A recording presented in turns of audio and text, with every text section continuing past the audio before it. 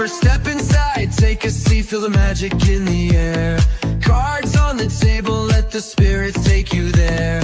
Aeson's got the insight, Joe's teching up the show. Sip that truth, honey, let the mystic wisdom flow. Oh, ooh, it's the Sidekick Coffee Shop,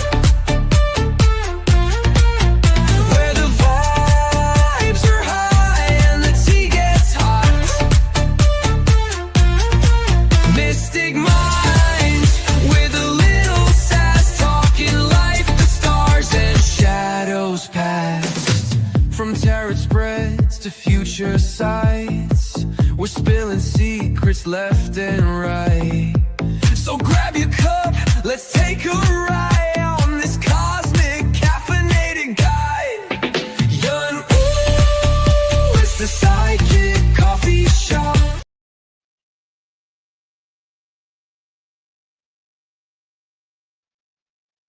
All right, welcome to the Psychic Coffee Shop. I'm Aeson Knight, and of course, I'm with the Techie with Moses, Techie Joe. How are you, darling? I'm doing well. How are you this evening? Still tired? Like, cosmic collapse, I guess? Like, that's the best way I can put it together tonight? Yeah, a little bit of that. Yeah. Yep. So, we normally do Tuesdays. That's where the show's been. Last night, we did not do it because I was not awake. Yeah. Barely alive. Yeah, barely alive. I had a doctor's appointment. I worked the night through. I card rode, asleep, and then came home and slept some more. And what I'm seeing is that's a lot of what went on with energy in general. Everyone was just tired. Yeah. I was definitely tired last night. I was so happy when I finally got to go to bed. Yeah. It took a bit. Yes. Well, I'm getting a little aggravated. Apparently, we have some nickel and diming going on. You want to go ahead and dig into that one? Yeah, so Forbes brings us Microsoft confirms $50 Windows security update hot patch fee starts July 1st. Oh, it's not an April Fool's prank running on, Queer Standard Time. Right. I don't know what to tell y'all. We double checked. Yep. So when it comes to security updates, those that fix vulnerabilities in an operating system used by billions are high on the mandatory agenda, which is why it has not been the greatest month for Microsoft. Mm-mm. What with the online furor after a recent Windows security patch added a mysterious folder without any explanation. Social media experts advise users to delete it, only for Microsoft to issue an advisory warning that would leave them open to attack. That update and the installation of the inetpub folder has now been shown to actually open the path to a different Windows hack attack. Now the whole Windows security update business has another contentious issue to deal with, charging a monthly subscription to receive no reboot security hot patch updates. Microsoft is moving toward a time whereby a hot patching function would negate the need to reboot your Windows system following a security update. The no reboot security fixes would download and install in the background, deployed within the in-memory code of already running processes. That report was concerning the feature coming to users of a very specific version of Windows 11, Windows 11 Enterprise. Now Janie Patrick, Windows Server Product Marketing Manager, and Artem Pranotkin, a Senior Program Manager at Microsoft, have confirmed that the hot patch system for Windows Server 2025 comes out of preview mode on July 1st. Microsoft has said that hot patching brings a number of important benefits to the security update process, Not least that there will be higher availability with fewer reboots required, and that's no bad thing in anyone's book. Updates will be faster to deploy as they will arrive in much smaller packages that install quickly, and Microsoft pointed out, have easier patch orchestration with the optional Azure Update Manager. Finally, and most important as far as I am concerned, or as the author is concerned, is the fact that because there is no rebooting required, the windows of vulnerability, that period between a vulnerability becoming known and getting patched, so leaving it open to exploit by attackers, closes sooner. This is particularly of note, Microsoft said, if an administrator might normally delay an update and restart after a Windows security update is released. So Microsoft has said that the Windows Server 2025 hot patching feature, which has been available in preview mode since 2024, will become a subscription-only service from July 1st. So to be able to run the no reboot hot patch security update feature, Microsoft said that you will need to be using Windows Server 2025 standard or data center, and your server must be connected to Azure Arc. The important and controversial bit quickly followed. You will also need to subscribe to the hot patch service. So the upside Mm-hmm. is more to do with enterprise systems. Mm-hmm. But here's the concern. We're going to have to see how many businesses hop on this. Mm-hmm. Because you know it's going to come to us. Yeah. I figure like that if we can get the business world to pay for it, then we're going to start seeing charge to update. Yep, it's coming. I mean, there's something to be said for the fact that like you have a lot of like we've had decades of free updates, we've had decades of free stuff, and what we've commonly found is that once people have to pay for it, they either stop using it entirely, stop doing the thing, and so it may be an actual road test of what actually happens in their pay per update.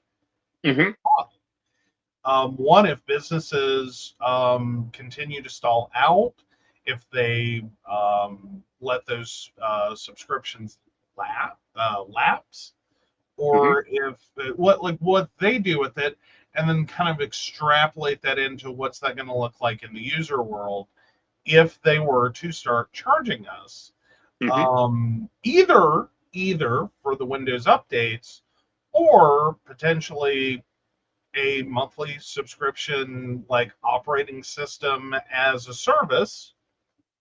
Because I've been waiting for that one. I keep waiting for the operating system as a service. And we get to pay another subscription. Sure that we're going to be getting that. We've seen it over and over and over, and they force it. Like recently, there may be some, you sent me emails and you haven't got a reply. You might want to send it again because, I was forced into new Outlook, which I hate. It's annoying. Yeah, that was actually a problem for a client today, was the continuous push towards new Outlook. And it's like, Microsoft. Right. I'm sorry you haven't made a new version of Outlook since, like, I don't know, 2008? Yeah, at least. Somewhere in there. And like, people are okay with that one. We don't love it, but we're okay with it. And the new Outlook is really just webmail in an application container. Well, it's it doesn't. Browser-based email with a pretty front end that you specifically created in an app Mm-hmm. to load a web page. Well, true, but the other part of that, and the more problematical part, is all the functionality I had in Outlook. This doesn't have it. Mhm. Like, Yeah, I it's can't sort of sort like email they anymore. hit the middle ground between Outlook and Mail. Mm-hmm. Not that anyone wanted that. No, because Because, mail was oh, useless. well, Mail was their first foray into this whole we're going to build a container to load a web page, Right. and we're going to call it an email application. All right. And it's like, oh, stop that. Yes. It's bad. Like it's really seriously horrible software. Not that the space for email actually has a lot of desire, I guess, Right. by users to really even have it. Like it's the unfortunate dumping ground of one-time access codes and Mm-hmm. receipts. Right. Like if you didn't have to have an email address to open most accounts, Mm-hmm. I think we were entering the era in which no one has an email account. That's. In terms of if you didn't need it for these things, Mm-hmm. I think this idea that we used to have like 50 dozen 11 email accounts, one for Mm-hmm. this and one for that, and one for this other thing, and well, there's a free one over here. Right. I think that socially we're just kind of like, I'm so fucking tired of email. Right. As a general across the board. Mm-hmm. Because I know I am. But most people that I know, their utilization of email, it's kind of higher in the older you are, and it starts to fade out into the it's one account. They literally got it to get accounts. Right. Like, oh, you have to have a. I mean, it's for the accounts that they even required one. Right. So it's literally you have an email account so you can have an Android phone. You Right. literally have an email so you can have an iPhone. Mm-hmm. And then that's for a lot of people. I think that's going to be pretty much as far as they go. Like Well, again, we're possibly. really quickly approaching that point. Right. I still do a lot of email, do a lot of communication by email. Mhm. Like, there's a lot of things there, and just trying to like mitigate my way around this shit is difficult because I get like that was the first task I trained my personal assistant on, is how to um, sort my email, how to handle it, how to do things with it, and this is stuff my software, hello, Outlook used to do, and then I could instantly see if I had a client email, an appointment request, all that. Well, yeah, and it used to be a lot easier, Yeah, period, to wade yeah, through our email. But again, much like our social media has become, advertising central and one of the right, key, tools for business, um, they didn't stop sending Viagra emails and porn site emails right, and try this emails and yeah, I think the only thing that's gone down for me is the Nigerian prince scam emails. yeah. That's the only thing that's gone down. See, that's just, and I think that's a difference between me and you, is I get emails for everything. Well, I granted I spend a lot more time anymore like Hmm. pre-sorting my email. Right. Granted, I finally had to move back to webmail. Yeah. I given up on the idea of having a functional, happy email client Hmm. because I got totally trashed in a micro update Hmm. to speaking of hot patches to Outlook in which my email quit refreshing. It Hmm. quit synchronizing. And I thought I was just being blessed with a wonderful week in which my clients had no problems. Right. I was wrong. My clients had problems all over the place. Mm-hmm. I didn't know about them. I didn't catch it. Right. And so all of a sudden I started, I Yeah. happened to close my Outlook and reopen, and all of a sudden, the floodgates have opened. Yeah. Well, and I, see that what happened with me was Outlook wasn't closing completely. It was getting hung there, and then it wouldn't open. And I've got my assistant going, "Have you checked your email? You've got email. Did you do your task today?" And one of them is handle email. So I unfortunately had to move to the new Outlook to get it to work. yeah, And but it's it's like this also ridiculous.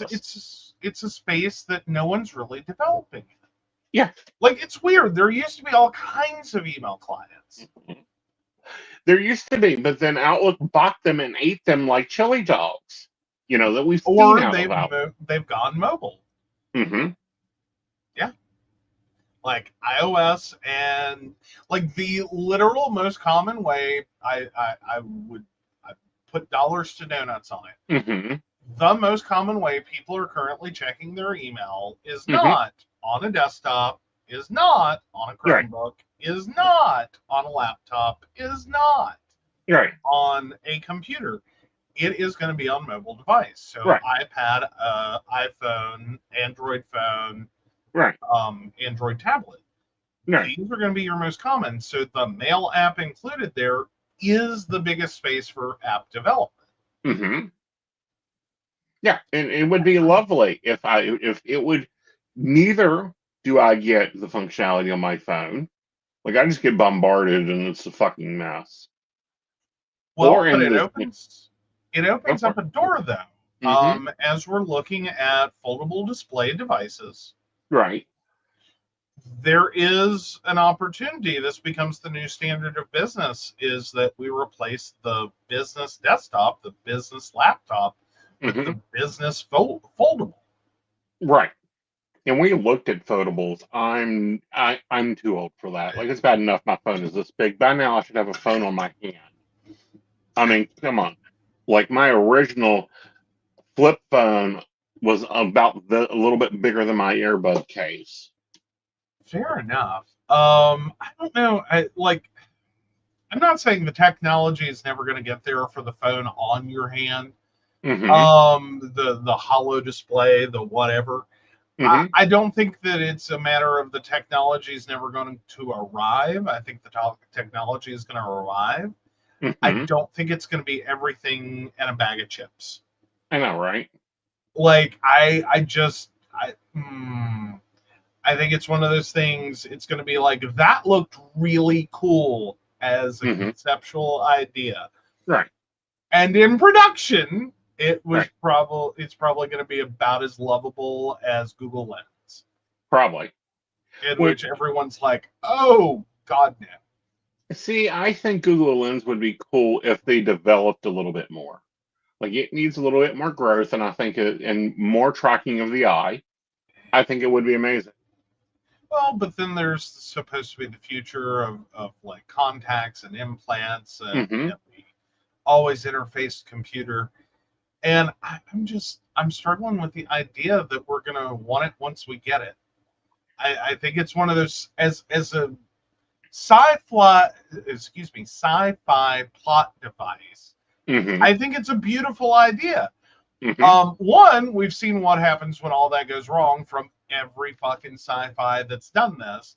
Right. But more to the point, I don't even think we needed the horror shows that Mm-hmm. those movies turned into.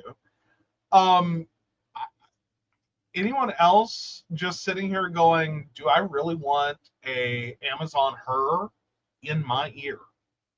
Yes. Like, it's bad enough 20 feet away. Yeah, I'd love to have her in But here. something that's going to sit there and continuously audio cue me, Mm-hmm. try to sell me shit on a heads-up display. Oh, no. Please, no. Dear God, no. That's the point of just pull the plug on me. Just pull the Understandable. plug. If that's how I have to interface with the world, Hmm. I'm gonna be like, pull the plug. I'm done. See, for I'm me, not who wetware. always has an earbud in my ear, I find it a pain that I have to go and find my phone and press one, or like I'm ready for the hologram. Like hologram my ass up. Let me sit in a chair and enjoy my virtual world, and I can just appear in front of my client. Fair enough. Fair enough. So, are you gonna do the timeless age? As in, you're just gonna lock yourself in at like 35 No, honey, we're going and just 28. ride it to death. Oh, 28. 28. So you're down for the lock you in. Yeah, Like, lock me I'm in gonna with the way be, I looked at 28. I'd be happy. even if you show up and you sound like, like the most gravelly voice of little old man. Of course. Like 28-year-old face and the sound of a retired trucker. Honey, that's the way I sounded most of my life. No, I'm just saying that like it is part of the fact that as Right. most people age, their voice deepens, gets a little Uh-huh. more gravelly. Like, or are you gonna want the like the next iteration of like the beautifying filtering in which Hmm. you have the beautified voice that sounds young and chipper? You understand at like 25, I could bark and the bar would stop everything. Right? I'm just saying. I raise my voice intentionally. Right, but I'm asking a question. I'm Yeah. Oh not. yeah. If they could give me a voice that actually sounds decent and younger and lighter,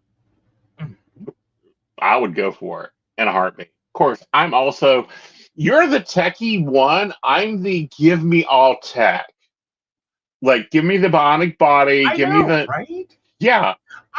No, like mine's not. I want no tech. That's not where I'm at. I've not gone Luddite Hmm. entirely. Like that's not my theory. Right. I'm about like, look, let's be responsible with it. Yeah. It's like I appreciate Chat GPT. I appreciate AI. Hold your horses on trying to replace customer service with it. Like, True. no. Throw that in reverse. No, we're not. No, that technology is nowhere near ready for prime time. Hmm. That is an adjunctive. That Hmm. is a let's try to answer questions. Like let it do the like Right. frequently asked. Right. Let it try to figure out, and but don't present it as an artificial representative. Right. And totally integrated into ability to actually, Hmm. massively change things. Right. That's where companies went wrong. It's like AI is here, and they went, cool, we'll fire all our people and replace them with AI. Hmm. Back up. Right. Like, no. Yeah. If my That's not. office was this lovely space age recliner that I came and sit down in and it encapsulated, and if I'm running, I get the muscle stimulation from running. If I'm reading, I get teleported to the client's, virtual home, and I'm able to lay the fucking cards out and do the full reading. Load me in. Upload me now. I mean, again, it's a sci-fi theory. Uh huh. I think it sounds lovely, Uh huh.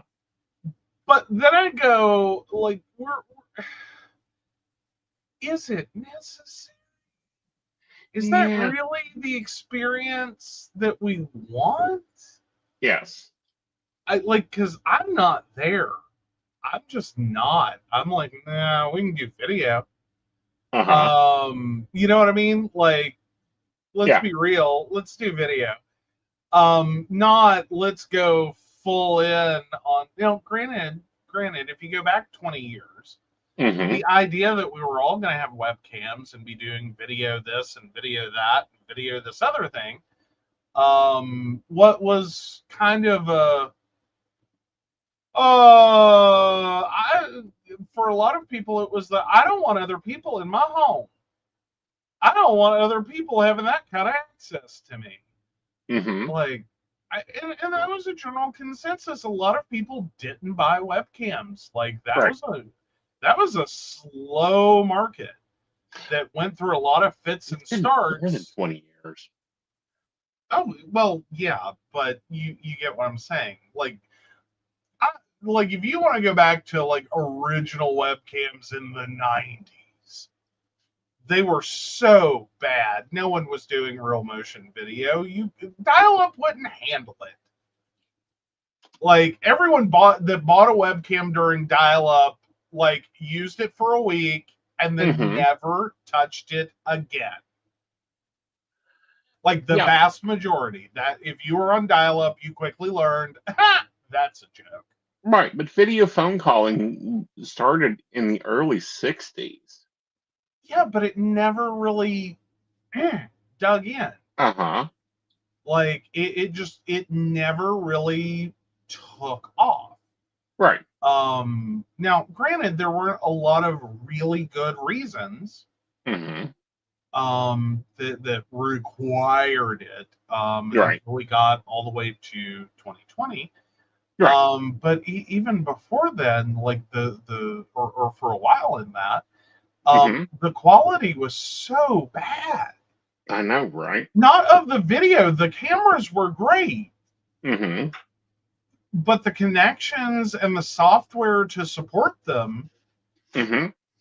oh, Yeah. were so bad.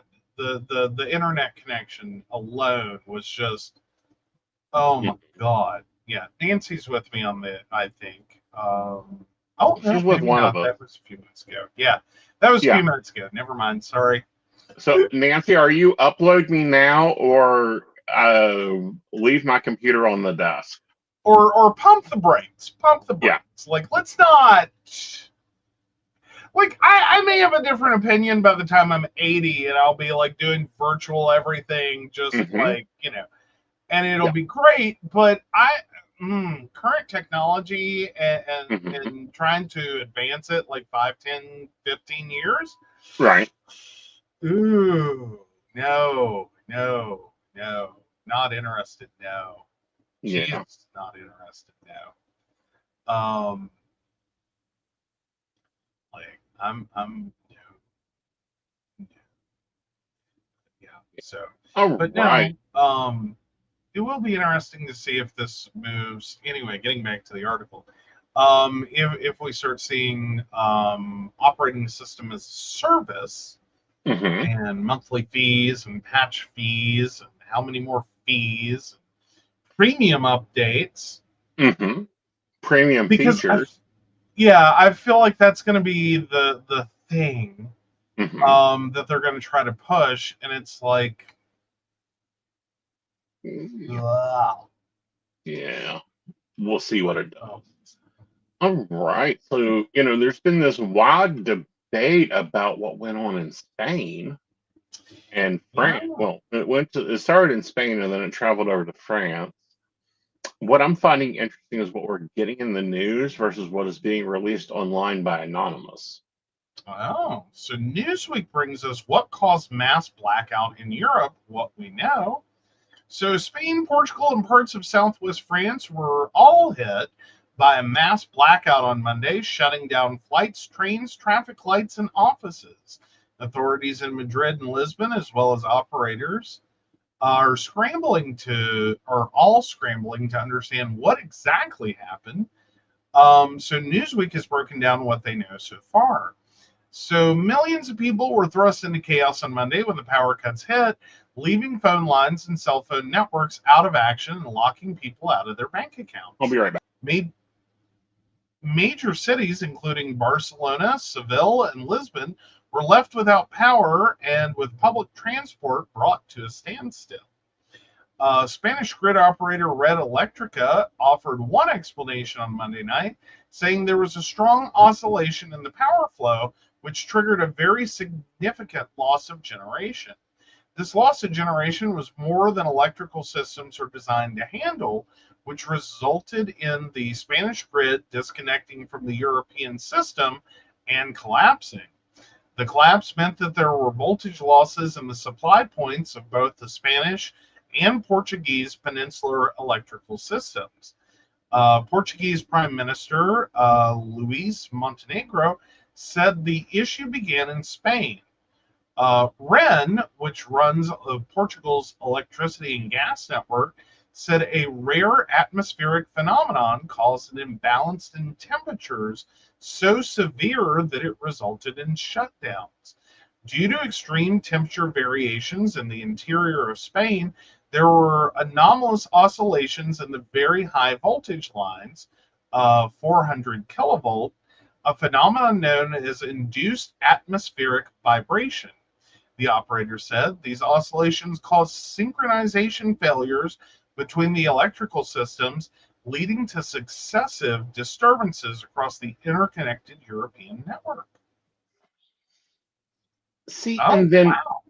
yeah, and see what is being recorded online and taking claim in it is Anonymous is saying that No Name and Storm, which are both hacker groups, took them down. Because the European Union was warned in 2021 that all the power grids were open to hacking.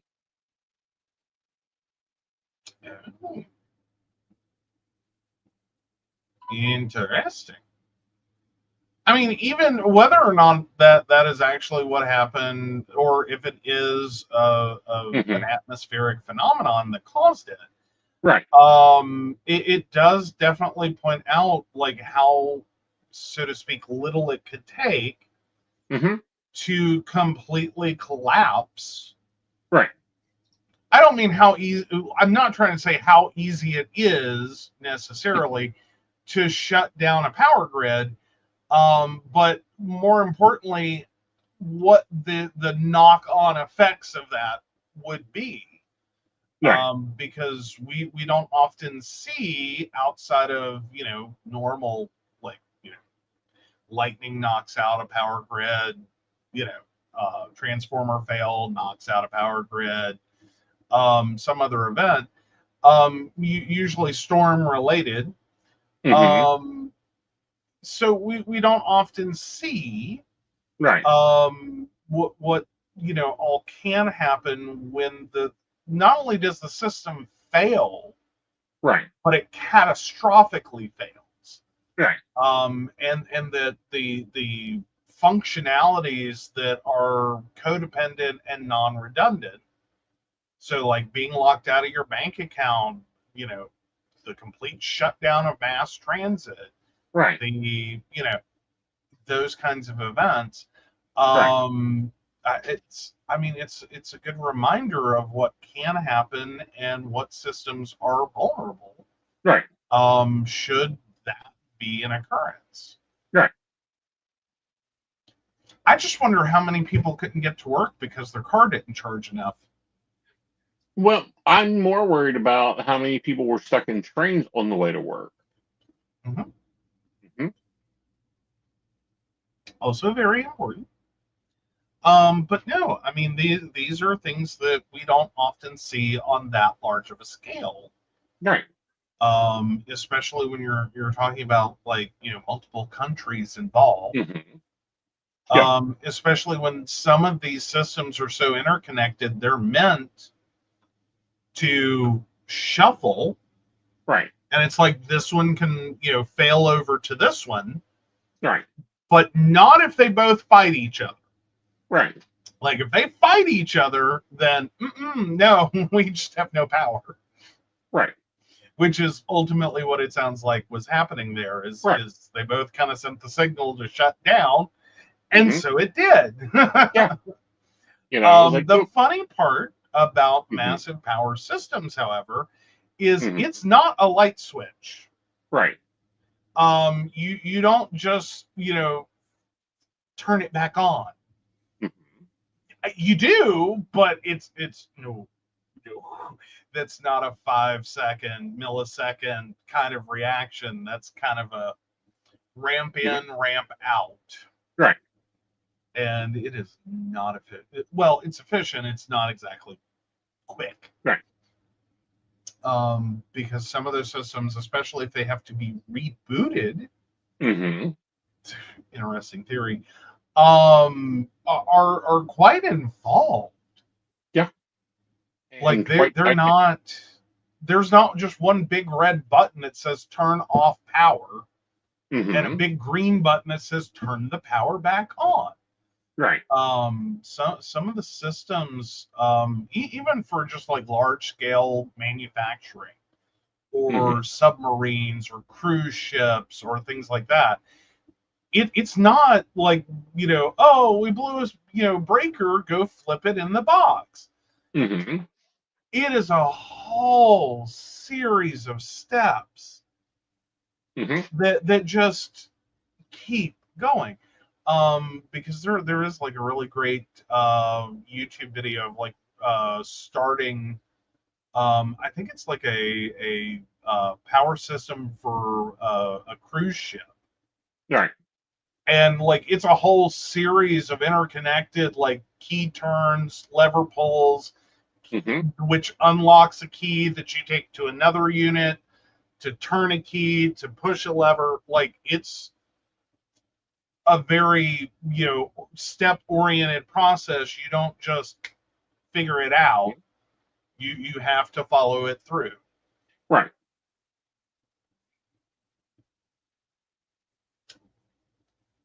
And I you think have to actually create, what worries me, and this has always worried me, especially since we got the idea and the forethought and the analyzation. And we had a case here recently in West Virginia, where a dude was just able to walk through a power plant. He, oh yeah. you know, and no one knew him, knew what he was doing there, nothing. Well, yeah, and like a year later, they're actually Uh-huh. trying to be like, anyone know this dude? And it's like, well, one, a year later, like what the hell? But two, like, were you just struggling with the idea that, someone just walked in and you were muted him? I just There. earbuds. Yeah. Um, but, now we're looking, power could go up, down, around, and insane. And Nancy points out traffic lights are mass rue rush hour 3 hours to get home when we lost power instead of an hour. Mm-hmm. Yeah, very much so. Yeah. We have unstable power to the point that our house can switch to the 1800s in about 5 minutes. 5 minutes, 5 seconds. Like, and literally we see it like Yeah, happening. right. But there are sconces put up. There are battery operated lights. There are candles in the house. We have propane heaters. We have a propane stove. Like we can literally within 30 minutes still operate. Oh yeah, in that sense, yeah, we can Yeah, very quickly move over right. to, because and that's the bigger issue, is it's not just that we frequently lose power. Hmm. These are frequently long duration events. Yes. That this could be several hours or this could be several days. 2 weeks. Yeah, I think the last multi-week one was what, the duratio, back, what, 2015, 2014, somewhere in there. The last like weeks without power. Days is still common. Like that happened, that's happened. I think it was 2012. Oh, was it that far back? Uh-huh. Okay. But yeah. It's I mean, as far as a multi-week event, Right. that's not a horrible track record. Yeah, we're But coming up on the anniversary of it, actually. the more than 24 hours without power is the Mhm. more concerning part. Right. And it really is kind of interesting, like stepping into politics for just a second. Mhm. That, our governor, our newest governor, is really trying to push hard on data centers. Mhm. And it's not that the state is without, merit on that. Mhm. And there are some things in progress for micro power to power Right. that. But that actually is a concern. It's not just failover power. Mhm. This is for a couple of hours, a few minutes, whatever, in case of a horrible event. Mhm. This is going to be a system that's going to get put through its paces, that has to run for a while Yes. and run a data center while Mhm. doing it. Right. This is not a Generac kind of moment, Right. you know. Um, it's Yeah. I find that a little concerning. Mhm. That I do people trying to move a business to West Virginia really fully, and especially a data center, fully understand like what Every you're getting into. right. And see, the problem is a lot of the key people that take to run a data center, they're going to have to import. Mhm. Yeah, this is not going to be jobs. It'll be income and housing sales, Right. and there will be an economic boost with that, I'm sure. Though, granted, with virtualization of most data centers, it really doesn't matter. Right. Because it's in terms of actual deployed staff, Mhm. it's probably going to be a very small, compared to Mhm. the staff that can work remotely. Like, Right. hi, welcome to the IT world. Right. Well, we've gone remote for decades now. Right. Uh, And that's all well and good, but like real honestly good when you got to have people on the ground, to flip switches and to do things, it's questionable when it comes to West Virginia. yes, yes, it is. You know. Not just with power, but full Mhm. facilities, like full utilities for facilities, Mhm. and trying to keep any facility fully operational. Right. That's a big ask. Right. A lot of our systems our infrastructure systems are just so old, Mhm. and crumbling. Right. And then, I'm not sure our power system can even handle I mean, I'm interested in how that conversation goes down when someone says, "Let's move our data center to West Virginia." it. Mhm. Like, is that like a stockholders meeting where it's like vote of no confidence / get him mental help?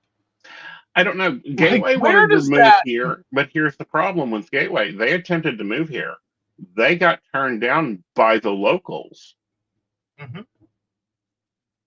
It wasn't like, like they were like houses are cheap, moving packages will be easy.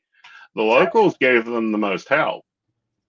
But wasn't the gateway issue more so that they were going to fully import employees? That they basically had this idea that we can't train them; they're Uh, untrainable.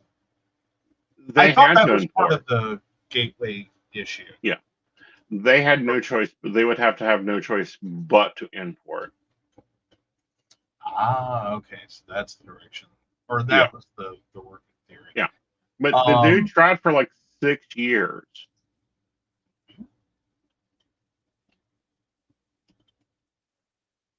You know, and couldn't. Could not get them here. Could not get the locals to work with them on building, on, you know, utilization of issues, on Even having like land negotiations. Didn't get it. We weren't ready. No. We were so not ready. Right.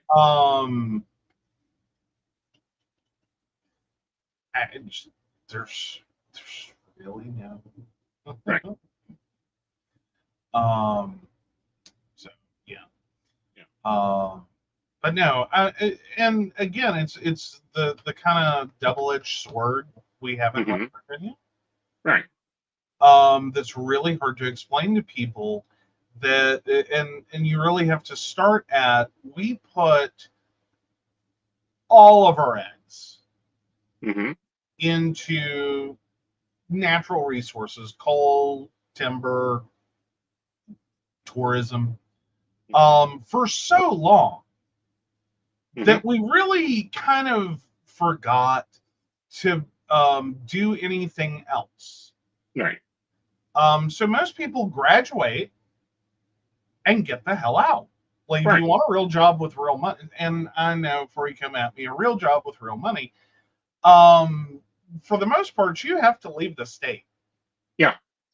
You know, like it's the unfortunate reality. I'm not saying there aren't people with real jobs and real money. There are.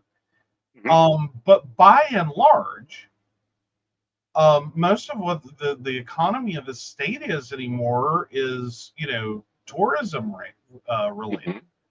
Yeah. Most mining has so heavily gone to automation and mechanization that the it's a very small group of people that are still, physically in mining, compared to what it was. Right. And again, I'm trying to draw some emphasis and nuance there, so don't come at me too hard. Right. But a lot of the things that we did really kind of evaporated on us. For decades it was a wonderful idea that you've got stable employment, and then as it slowly started to erode, we just kind of didn't do anything about that. We didn't really push in any direction, and our communities were very entrenched that we didn't want this. Right. We're by God gonna maintain the West Virginia way of life, and coal mining, timber, and all these things. And it's kind of like those are gone. And I think Morrissey, and first of all, let me clearly say, I don't like him. I don't like his spending habits. I don't like his private slush fund. I don't like him. Yeah. But he is if there's a way to turn a dime in the state of West Virginia, he will find it. Exactly. Especially if he can put it in his pocket. His dime. Yeah, Right. That's the key point. It may be his dime, but if there's a way to turn a dime of profit in the state of West Virginia, he will find it. Right. But at least he's out of the, coal's coming back, coal's coming back, coal's coming back era. And while, and that, no, that isn't coming back. It's so. And I think that's it's going to be interesting if in another 4 years we even really see more than just like a base, like varnish effort. I really don't think it got as much play this last time. It didn't. I mean, it still had its kind of, like slow golf clap of "Yay, mining! We're for miners." But that's about all it got this time. Right. I don't know that in another 4, 8 probably at the outside, it's even going to get a golf clap. It's just going to be like, oh, we're a mining state, and it's going to be a heritage mention, and then it's gone. Right. Yeah. I think that's where we're at. Going to be, because I have noticed that compared to 4 years ago, it was still a pretty big, like, oh, we're all about miners and the West Virginia way of life and blah, blah, blah, blah, blah. It was a big talking point. Right. Past election, not as much. It was kind of like the slow golf clap. Mm-hmm. I don't think it's got another 8 years to even be a small golf clap. Right. It's not going to be there. Yeah. It's not going to be there. I don't think it's got the weight that it needs. I don't think that it's got the I think it's the possession. beginning of the wake up call Yeah. of, can we put one more Dollar General in the state of West Virginia? It's a massive employer here. Mm-hmm. I Which I seriously, it's Dollar General, Dollar Tree, Dollar General, Dollar Tree. Oh, look, a Family Dollar. Dollar General, Dollar Tree, Dollar General, Dollar Tree, Family Dollar. Mm-hmm. Literally, as you drive through our communities, this is most of your shopping. Yeah. You dot in a few, Walmarts about every 40 miles. Yeah. And God knows, fill it up on McDonald's, Burger King, Subway. What's the other tired one? Burger King. Well, yeah, I got Burger King, like Burger King, McDonald's, Subway. There's another one that just isn't kicking my mind. Like Hardee's is about dead in the state. Mm-hmm. Teeter's really hasn't ever hit the fever pitch that it keeps trying for. Mm-hmm. But there's another restaurant, and it's so stupid to me right now. I can't think what it is. We'll make four a tie between like Hunt's Brother Pizza and Little Caesars. Right. Like those are your, like if you hit any town in the state of any size, you're gonna find all of those. Mm-hmm. Just cookie cuttered down the highway. Right. One right after the other. It's sad. Yeah. But this is a large part of our economy. Not that every city and every state in the country doesn't have this. It's just like that's it though. Yeah. Like that's it. Like there's no in many instances there's no real other businesses to speak of. Right. There's we throw down some gas stations along the interstates. Mm-hmm. God knows most of the back road gas stations have failed. Mm-hmm. It is a dotted landscape full of drained cement tanks mm-hmm. from gas stations that are just so gone. Well, not only gone but done. Like they didn't innovate, they didn't change, they didn't build the populace. They were just done. Well, they're on old roads that no one uses anymore because we, found a better way to get there. Mm-hmm. But for some of these communities, you aren't going to fill up your car inside the community. Right. Like you're going to have to drive all the way back out mm-hmm. to get gas to go back in. Right. Like it's a legitimate problem to have here. Right. That if your low fuel light comes on, mm-hmm. you might not make it home. Yeah. Or if you do, you better hope you're at the top of the mountain because you're going to have to coast all the way down. Right. Because you could be 20 to 30 minutes away from a gas station. It happens. Yeah. Like you have to be very careful and stay aware. Like when mm-hmm. people say, I can't go out, I can't afford the gas, they're not joking. Right. Like the best they may be able to do is get out. Right. Like it's a legit concern. And it's kind of wild. So, well, and it's getting worse. Mm-hmm. Like it is. It's getting worse. It's getting worse in the state. And I don't think anyone wants to admit that it's getting worse.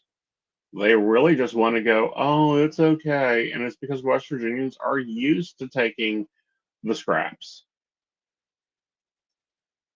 We are. Oh, so Nancy says, my husband worked at Greenbrier Hotel.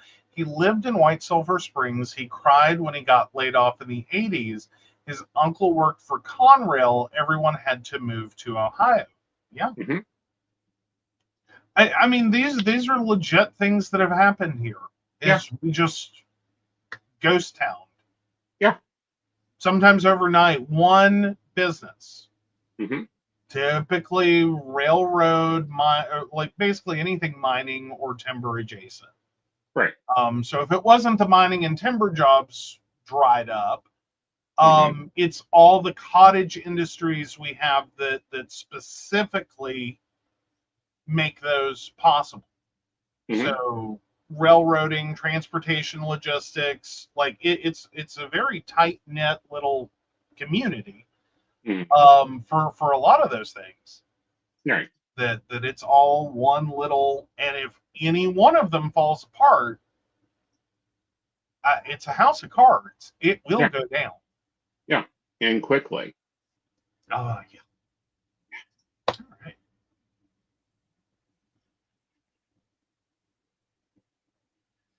Right. So, we've gotten a debate and had a big debate here lately. We had people coming in and they didn't understand why I did some things and why it's like, nope, nope, nope. You do it this way or we don't do it. Here's why. Our next article up talks about an astrologer getting arrested for making a statement they should not have made. All right. So BBC brings us TikTok astrologer arrested for predicting new Myanmar quake. So, yeah, Myanmar authorities have arrested an astrologer for causing panic by predicting a new earthquake in a viral TikTok video. Mhm. John Mo Thee posted his prediction on the 9th of April, just 2 weeks after a magnitude 7.7 earthquake killed 3,500 people and destroyed centuries old temples in the Southeast Asian nation. He was arrested Tuesday for making false statements with the intention of causing public panic, Myanmar's information ministry said. John Mothi had warned that an earthquake would hit every city in Myanmar on April 21st. But experts say earthquakes are impossible to predict due to the complexity of the factors involved in such disasters. In his video, which got more than 3 million views, John Mothi urged people to take important things with you and run away from buildings during the shaking. People should not stay in tall buildings during the day, read its caption. A Yangon resident told AFP that many of her neighbors believed in the prediction. They refused to stay in their homes and camped outside the day John Mothi said the earthquake would happen. His now defunct TikTok account, which has more than 300,000 followers, claims to make predictions based on astrology and palmistry. He was arrested during a raid on his home in Saging, central Myanmar. The areas of Mandalay and Saging were hit especially hard by the earthquake on March 28th, which prompted a rare request from the Myanmar junta for foreign aid. The earthquake was felt some 1,000 kilometers away in Bangkok, where a building collapsed at a construction site, killing dozens. Yeah, they're not going to be effing around on that. Like, Mm-mm. that's. Mm-mm.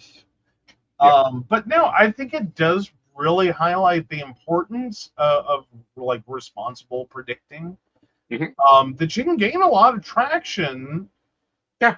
predicting things that other people don't predict, and there's a really good reason why other people are not predicting them. Yeah.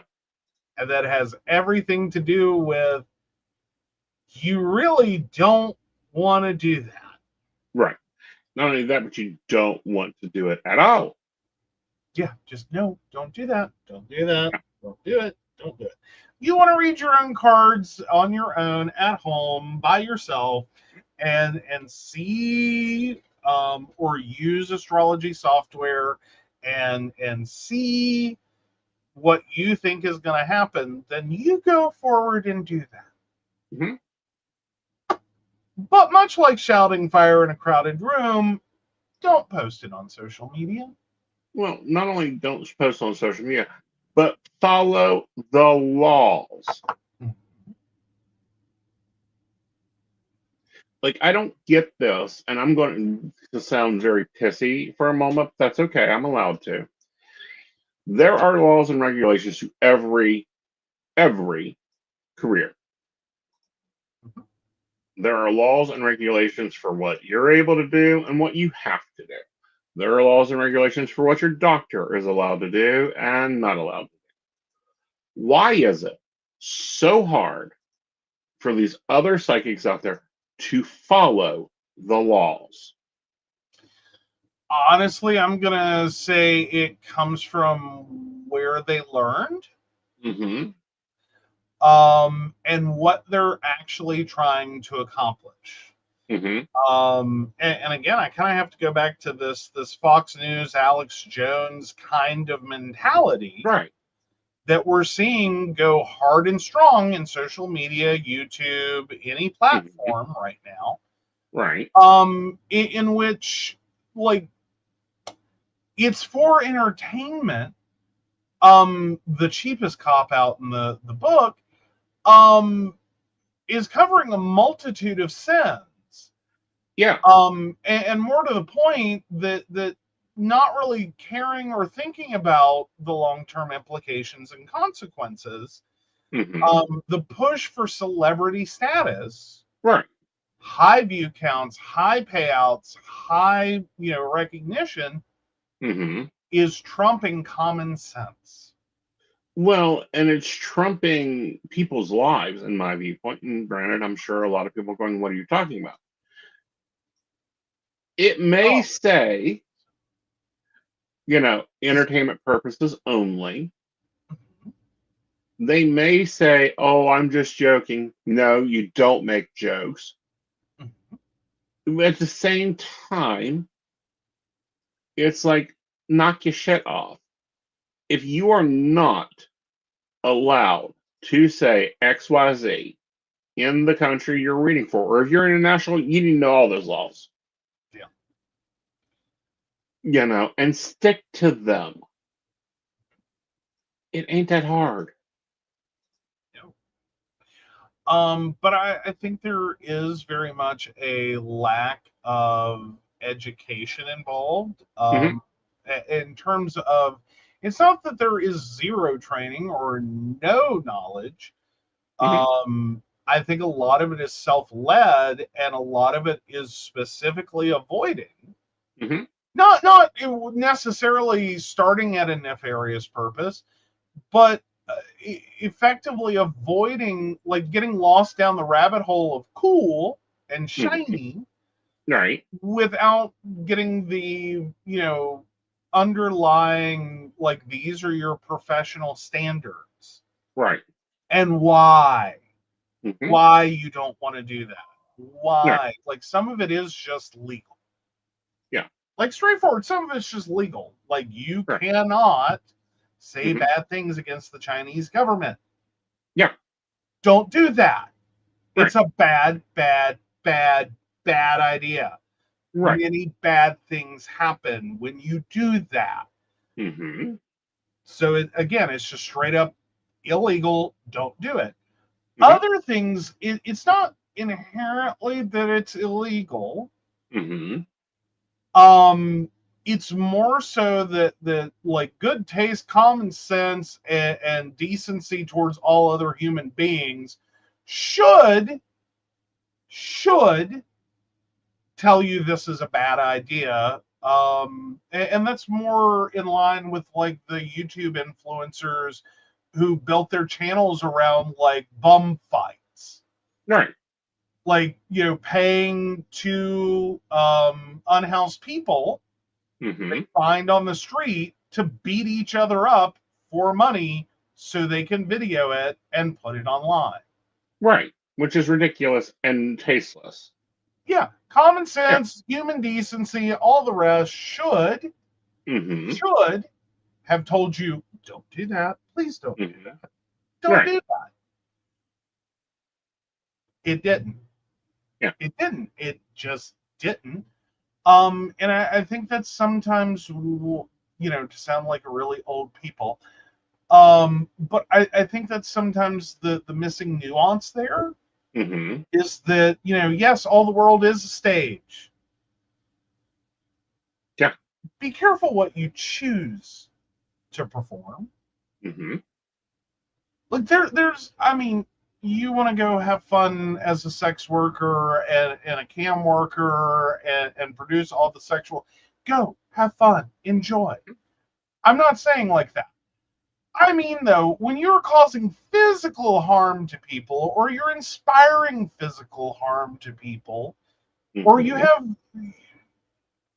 or should have, the good common sense to know that some people just aren't going to get it. Right. And that's not a small, insignificant number of people who have recognized problems and are kept away from content. I mean, of the general population, there's a subset that just isn't going to get it. And it's going to cause them panic, chaos, pain, suffering, financial harm. You see where I'm going here? Stop. Don't. As much as you hate warning labels, I will say that in some regards, there's probably a middle ground of you need to throw some warnings on that. Yeah. You need to make it very clear what you're doing is for entertainment. Like that, the people involved are hired actors. The do not do this at home. This is a joke. Sort of like your Tide Pod challenge that we would have thought, really would have thought, most people would have been like, nope. That's funny. No.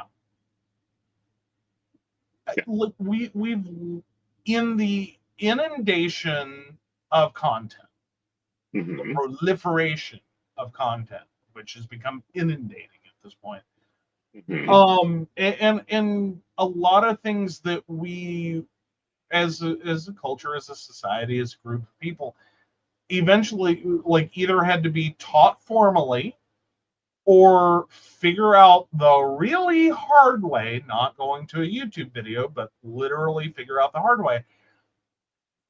With the proliferation of content, I feel like somewhere in there we forgot how to think. Well, I think we forgot how to think, how to conceptualize, how to go, ooh, bad idea. Yeah. Very bad idea. Yeah. And then on the other side of that monstrous coin, we have people that are just kind of lost in space. And they're doing jobs they're not, and I'm just freaking amazed that they have the ability to say they are an astrologer when they know that they cannot do these things. Like, how did you get through astrology training in any planetary college of information? I think we hit the 21st century and went, fake it till you make it is just going to be the next 100 years. It's what it feels like. Right. It's really what it feels like. And I mean, that was a great slogan out of the 90s into the 2000s. Right. It really was. Right. And it emboldened a lot of people to start their own careers and their own industries, and it revolutionized a lot of things. At this point, it's so thank you, come again. We might as well print it on plastic bags. In grocery stores. Right. Or have a nice day. Would take your choice. It is so devoid of meaning now. Right. It is so ubiquitous. It is so everywhere. Right. I think it's really started to lead into a lot of malfunction, Right. in which we're just kind of trying things Mm-hmm. and claiming a level of expertise because we can, Right. because no one cares anymore. Right. We've seen it all the way through politics. Mm-hmm. How many political candidates have been caught Mm-hmm. red-handed claiming degrees they didn't have, Mm-hmm. experiences they didn't actually do, Mm-hmm. military service that they were nowhere near. Right. Like we see it repetitively now. It's just kind of expected. We're all lying, Right. and that's okay. Right. I mean, don't get me wrong. I think we've always been lying, at least to ourselves on some level. Mm-hmm. That's not new. Right. Like the world sucks if you're 100% honest with yourself about everything. Right. And omission is a form of lying, and that's, I mean, sometimes it's a great coping skill. Right. To avoid thinking about the things you suck at. Right. But at this point, it's not so much that we need everyone to go get depressed as much as we really need you to like stop. Right. It's just pump the brakes, take a moment, back up. Because some of the things you're trying to claim, it's a bridge too far. Right. And I don't want to totally trash this TikTok astrologer for not being a real astrologer. I don't know. I don't know. I don't know. I think it was bad professional judgment if he is a professional. Mm-hmm. We can all agree on that. And I wouldn't even have a problem with, wannabe astrologer or seedling astrologer Right. or baby astrologer maybe. In which you're still at a level of Mm-hmm. I don't know what I don't know of what Right. I don't know. And so I'm far more dangerous with the little bit of knowledge I have Right. than anyone else. Right. So, I mean, You know, for me, it's aggravation, but also it's like, yeah, when I say I don't want the Fed showing up at my door, here's a case in point. this is how we don't get feds at the door. Exactly. Natural disasters. We don't read under 18. We require a full birthday. We don't predict deaths, lightning striking, aka natural disasters, or lottery numbers. Health outcomes. Health outcomes, ain't touching it. Stock prices. Nope. I can literally sit here and do predictive investments. The astrology software is there. I ain't touching that with a 10-foot pole because I'm not becoming a financial fiduciary advisor. Yeah. Because that's ultimately what's required in order to take that on. Right. More to the point, and do you even want to do it after you do it? Mm-mm.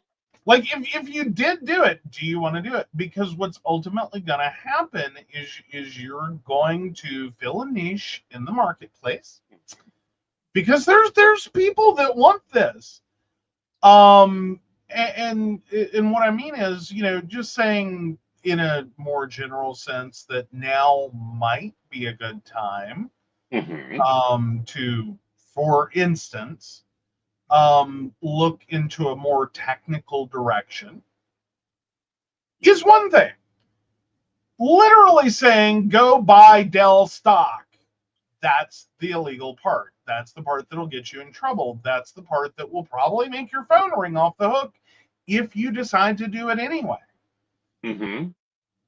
Like, that's the part that would absolutely destroy you. Don't do it. Right. And no, You know, that was not investing advice. That is a techie going with the first company that came to mind. right. So, again, don't do it. Doesn't mean if you were planning on doing it, don't do it, but it means do as you would. Okay. Read Nancy's comment while I bring something up. All right. So Nancy says, I took astrology class 1 and 2, but I quit when we had a class with the ephemeris to ascertain if days were lucky or not. It was not fun. It started being like math class. Oh yeah, it's Software total math does class. a lot. Yeah. And it is. It's a giant math class. Right. Like that's the reality involved. Right. Is all numbers, degrees, angle, calculations. Right. And the software takes over a lot. Right. But like I have gorgeous software that I invested in to get gorgeous software. Beautiful software. But I was right there with you when I took astrology. We had to sit there and draw the chart, pull out the ephemeral, get the degrees correct. And yeah, it's a lot of math, it's a lot of calculational running. But at the same time, there are times I miss that. Well, and the bigger point of all of it, and because most people know is there more than 20, 50 astrologers left that are hand doing everything? Um, I figure that's going to be the world population of astrologers hand. that is when you see an astrology chart that is like 1850. $1,800. Yeah. But otherwise, most are the vast majority are going to use the software. The reason you get taught how to do it manually, Right. the hard way, is because it does generate a better understanding of what goes into this. Well, not only what goes into it, but so that you can understand when you're software. And solar flare, you're a piece of shit. I will advertise that to the next eon. It is a piece of shit software. It fucks up everything. And I can tell when an astrologer is using solar flare. Yeah. Well, and some of that is because you know what if you develop the understanding, you at least understand more at an expert level. Right. What went wrong? Right. Like, how is this so off? Right. Like, how would that happen? And why? Like, I will say professionally, I fucking hate subnetting. Mm-hmm. Setting up a network and subnetting IP addresses and doing the mathematical calculations for that bullshit. Right. Is the most mind-numbing exercise. Or you could just set it to auto. Mm-hmm. Most of the industry sets it to auto. Right. But if you understand subnetting, at least on the most level, it gives you a better understanding of how everything else works and what can go wrong, or could have gone wrong, in various settings. So if I am at the point of troubleshooting a problem in which I have to figure out what's wrong with your subnet, right.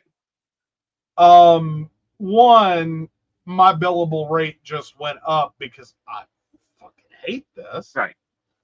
But more to the point, it's usually going to be an issue that pulling some kid today that has never done it manually, right, they're not going to understand. They don't even know where to start. Right. Because we don't really, dig into that. Right. And there's a host of things that we don't do manually anymore. Right. There's a lot we And don't. I'm cool with it. I'm cool with it. I'm totally in my life. I am so cool with it. Mm-hmm. But if you don't have the foundational knowledge of what the Right. automation is doing Right. and why, yeah, that was without a computer. I'm just saying that, Mm-hmm. now, Mm-hmm. I don't know how far back you were doing this astrology class. But yeah, in that class, you're going to sit there and do it manually so that you get the concepts and how all of it interplays. Right. Just responding to Nancy there Mm-hmm. that was without a computer. Right.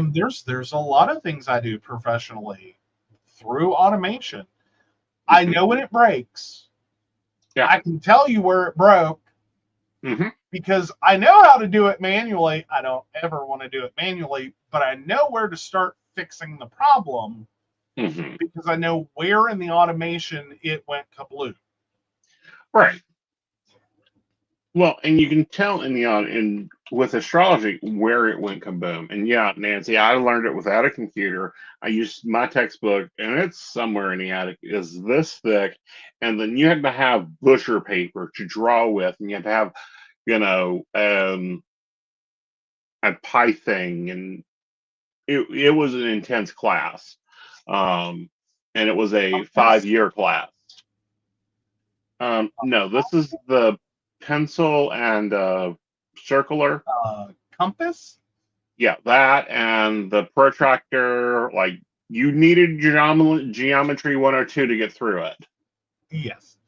But no, I like there's a lot that goes into it and understanding that yeah, the technology's great when it Mhm. works. Right, And if you're evaluating software, it's really easy if you don't right, understand the concepts. hmm To just look at something and be like, yeah, that's great. right, But when you start really actively, like if you're just looking at it for 5 minutes, like, oh, that's great, I love it, it's wonderful. But if you're going down the road and you're like, this one aspect is just so fucked. hmm Like this, every time I tell someone this is gonna happen or this, it's off. It's yeah, really, really off. hmm Not just like a little deviation here and there. It's wrong. right, So like if you can't look at it and be like, what is wrong with it? right, And this comes up a lot, and especially like on the tech side, hmm like feeling like millennials are the between well, Gen X and millennials technically are the between generation that understand, or generations that understand how to use a computer, hmm and the ones before us and the ones after us don't fucking get it. right, And a lot of it is that we went through the manual era, hmm and we're clamoring for please make this easier. And so we understand how to do it manually, but we also know what it's doing for us. right, Then you have older generations that are like, I don't care, just get it done, I don't right, know this computer stuff. And then we have behind us hmm the generations that grew up so I, I, right, surrounded hmm that the idea of like switches hmm as a physical thing really starts to fuck with them. right, And it's, like, what do you mean? I just I hit a button on mhm, my tablet and it does the thing. right, And like it doesn't connect. And it's like, hmm well, it's representative. right, It's literally a button. hmm Is what it represents is a physical thing that used to exist everywhere on everything for right, everything. right, I like I'm sorry, I don't know what else to tell you. right, And I think it's going to. Oh, so 86. Yeah, you would not have been. Well, earlier software, but that would have been Yeah. Like astrology He couldn't software have handled it. 6 would have been ugh. No, he couldn't have handled it. It's right there on the edge. It was probably just a few short years away. Mhm. Like I remember some of the late 80s into the early 90s shift over that like that was the era of just everything has software. Right. Like we took so many things, hmm so many things that were manual and turned them into software. Yeah.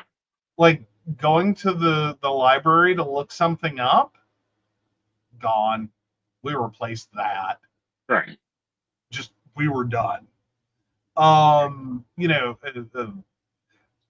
even like there was even the moment in which like it talk about Encarta showed up late. hmm Like, we finally got to a point that it made sense to put an encyclopedia into software.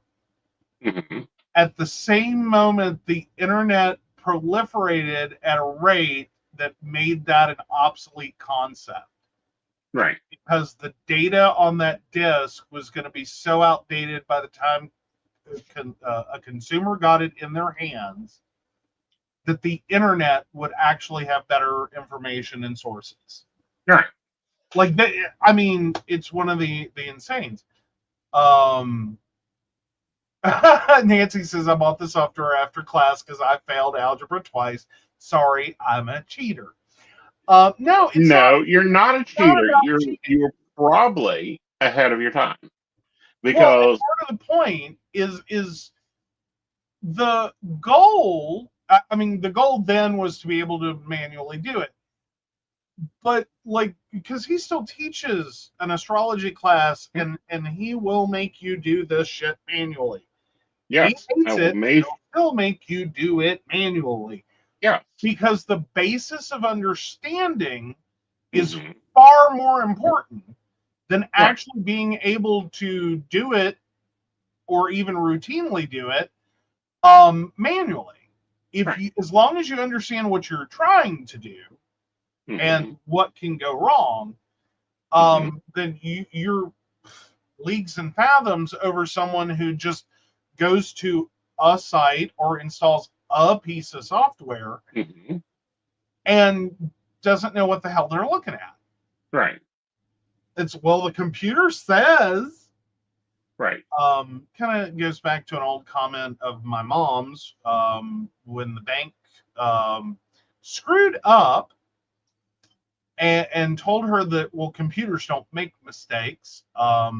They inadvertently, my father and brother, their legal names were a senior junior situation, and neither one of them used the senior or junior. They both had accounts at the same bank. So they inadvertently put my dad's paycheck into my brother's account. hmm And then this lovely, brilliant bank teller Right. told my mother that, you know, computers don't make mistakes. Right. That didn't set well with my mother. And Right. she, like, that wasn't even her complaint. She's like, I don't think it was never about the computer. It's about the person. Right. Like, one of y'all put it in the wrong account. I understand it's confusing, hmm but I expected better. Right. Flash forward, she goes to do the same activity that she always did every 2 weeks, which was, it wasn't a total deposit that she did. It was a deposit minus cash, hmm way back when. And so some of his check went into the account, some of it she wanted as cash to make purchases and spending and stuff. Right. They in the scenario, it's not real numbers, but the level of mistake is clear. So imagine hmm his check is $1,000. She wants 400 in cash. hmm Deposit the rest. So Right. 600. They sent $1,000 out the window to her through the little pneumatic tube Mm-hmm. and deposited $600. Mm-hmm. She caught this immediately Mm-hmm. and had this brief moment where she almost said something, and then she thought computers don't make mistakes. Mm-hmm. So she went home and she took that $600 or whatever it was, put it in an envelope, set it on top of the fridge, and the next day the bank called because their teller is out of balance. Mm-hmm. There's a missing. Mm-hmm. Her drawer don't add. Right. And so mom thought for a second and decided computers don't make mistakes. No, I don't know what you're talking about. Mm-hmm. Wasn't me. Mm-hmm. Again, she's not spending the money. She's not trying to pull anything. She's just making a point. She's Right. Right. And so they called her again. They're getting more desperate because the Stellar's about to lose her job. Right. And she goes, computers don't make mistakes. And so finally, after she let him sweat it out for like, I don't know, a week, Mm-hmm. she went up there, asked to see a manager, and said, the $600 is right here. It's been here. I've had it the whole time. She said, I just wanted to make a real strong point that the next time you tell a customer computers don't make mistakes, perhaps they can talk to this teller about what mistakes computers make. Right. Just maybe. The bank was not thrilled, but Right. oh, my algebra teacher that I still Honey, there are many algebra teachers that still are like, yeah, I know, I gotta go pay for that on the other side. Yeah, but like one, yes, this is what the software is designed for. Like I just sat here and pulled up a company's profile because yes, I have their astrology chart in hand. And on file to sit there and look at exactly what they're doing in a Saturn in Scorpio, and what it's going to do for my business.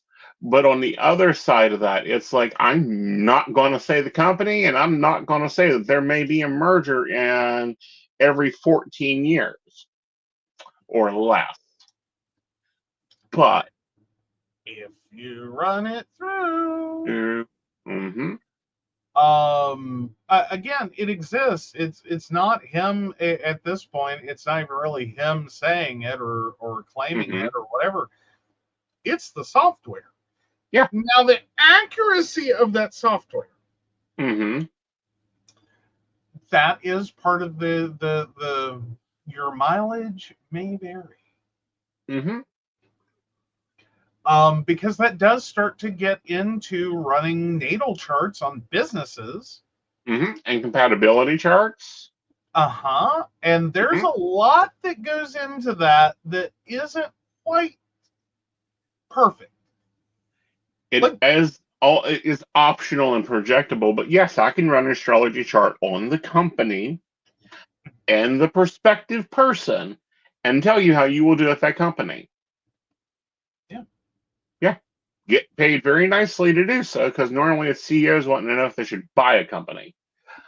But this is why we don't get arrested. Okay, so let's find out if you're the asshole this week. All right. Am I the asshole for not forgiving father after he stole my inheritance? It's 1999. My mom passes away from liver cancer. I'm 25 years old, single child, wet behind the ears, and gullible. 80% of my mother's estate at the time, about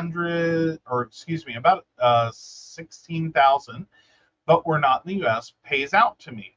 My dad says due to my mom's deteriorating mental health, they never had time to change her will. The money should have come to him. Can I pay it over to him? I agree, because one is supposed to trust your parents. Fast forward about 5 years, and one brief failed marriage later, he finds himself a nice Russian bride. The dynamic changes, and he badmouths my late mom at every barbecue, etc. And his new wife is the best thing ever. I move cities, get married, start a family of my own. We chat on the phone once a week or every 2 weeks, but don't see each other for years, 8 years to be exact. Him and the Russian bride come and visit once, borrow my truck to go to a big national park. I gave it to them with a full tank of diesel. I got it back empty with the light on. In 2023, he sold his house and moved to Russia with the bride. I'm not sure if he invested the house's money locally or if he moved it to Russia. I suspect the latter so that the bride has easy access to it when he falls over. My now late wife falls ill and passes away last year. I send a message to everyone after she passes away with all the funeral details and what happened. My dad's response, "Oh, now that's bad news." He doesn't bother flying in for the funeral service or anything. He messaged me a few weeks later asking if she was cremated or buried. Like, what the fuck? I speak to his sister, a highly educated PhD with many law degrees, etc. We speak about my mom's passing and the similarities to what happened to me. I mentioned the inheritance. She freaks out. She, being legally qualified, helped my mom with the will in the hospital before she passed away, as she knew my dad would be a douche about the money. I confront my dad about the money. 25 years after he swindled me out of it. He denies it and tries to claim the amount was 10% of what it truly was. And with every lie, I bring out what I remember to be the truth along with evidence. Eventually, I tell him never to contact me again and stop answering his messages. He tries to message me once in a while, but it's more and more random. Turns out that it looks like he has early stages of dementia. A few months later, some distant family contacts us asking why I have no contact with my father because he reached out to talk to them to talk, and he seems lonely. We suspect the bride leaves him alone at home because with dementia, he is a handful and she doesn't want to deal with him. We tell them what happened and they understand. As time passes, his sister is now asking me to forgive him for what he did and to free my soul from these shackles, as she calls it. My reply from the series Billions: hate is nature's most perfect energy source. It's endlessly renewable. I have no urge to forgive him, but am I the asshole for not forgiving? Nah.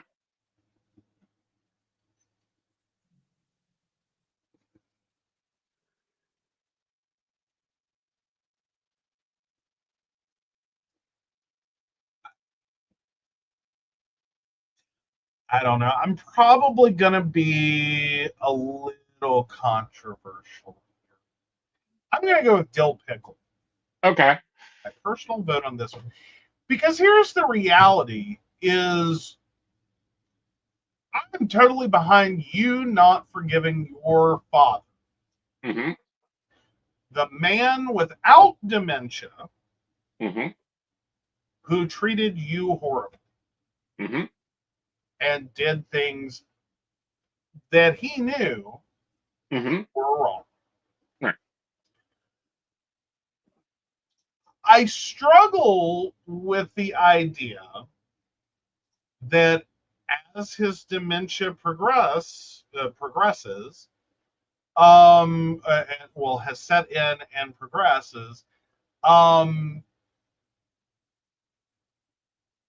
the realities that that's not who that person is anymore. He's not your father. Mm-hmm. His actual capacity diminishing, as much as you have anger, legitimate anger at the person who performed the bad behavior, becomes less and less of who he is. Mm-hmm. So the person most likely you were talking to, because dementia is not, it's not a light switch. Right. It's not like you didn't have dementia yesterday, you have dementia today. It's a progression. Right. You didn't have dementia. You started to have issues. You notably have dementia. Mm-hmm. That gap, I think, is when you talk to him about what he did that he says he didn't do. Mm-hmm. It's unfortunate. You're looking for something from him that he is incapable of giving, Right. which is any kind of honest recognition of what he did, Right. because he doesn't have the capacity to do it. Right.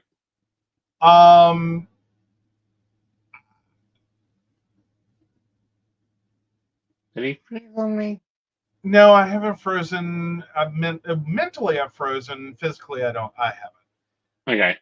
Mentally, the issue comes into, you are going to, and I know it sucks, going to have to work through the difference between your father without dementia and the man with his body that has dementia. Mm-hmm. And what you really want to do as a relative. Mm-hmm. Because the connection ultimately severs between parent and child. Like, it's just, you have to accept it as part of dementia. Mm-hmm. Is that, like, this is not your father anymore. Right. And it sounds cold and callous, and there's a lot of people that really, and that's why I'm saying what I'm saying is controversial. But at the dawning realization later, much later, is gonna be that the person you're now dealing with didn't do those things. Mm-hmm. It's sort of like that was their evil twin. Not saying the new person with dementia is any better. Mm-hmm. But as in the capacity to form an evil plan, or to deny knowledge of evil action, or whatever, it's not there. Right. It Like isn't. it's not there. And sometimes that's the part you realize many years too late. Right. All right. So the poll has been voted, and we're going to go ahead and end it. We're not going to get an Are You the Psychic tonight because we have to wrap this up, because I have to be on stage in 2 minutes. Okay. Yes. And then, sorry. Yes, you are the asshole. Damn it. Okay, I'll take it. Yep. All right, guys. We will see you Friday for Mountain Bears. It won't be so tightly scheduled. And y'all guys enjoy your night. So with that, take it away, darling. So, of course, we want to thank Beverly Walker, Mika G, Brenda, Joan Owen, Shannon C, Shannon D, Lady Gwendolyn, Caitlin Bell, Devin, and Bella. If you'd like to learn more about us, the show, or how you too can become a Patreon sponsor and receive all the wonderful benefits our baristas receive, please visit us at pcspnetwork.com. All right. So with that, guys, have a great night. Good night. Good night. Buckle up, y'all. It's time to drop.